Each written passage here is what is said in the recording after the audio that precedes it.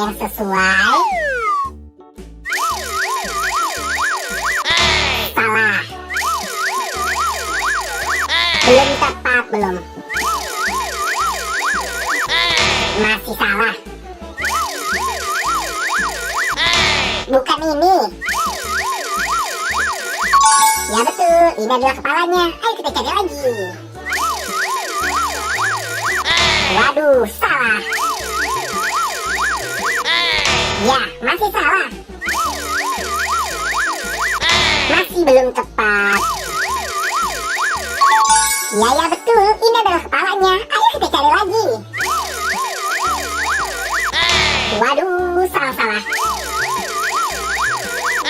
Wow, bukan ini. Ya, ini adalah kepalanya. Ayo kita cari lagi. Bukan ini dong. Ya, betul. Ini adalah kepala Upin. Ayo kita cari lagi. Ya, betul. Ini adalah kepala Kak Ros yang sedang hamil. Terima kasih teman-teman sudah membantu aku untuk mencari kepala keluarga Upin Ipin. Buat teman-teman yang baru datang ke channel ini, jangan lupa di like, comment, share, dan subscribe ya. Dan aktifkan juga tombol loncengnya. Bye-bye.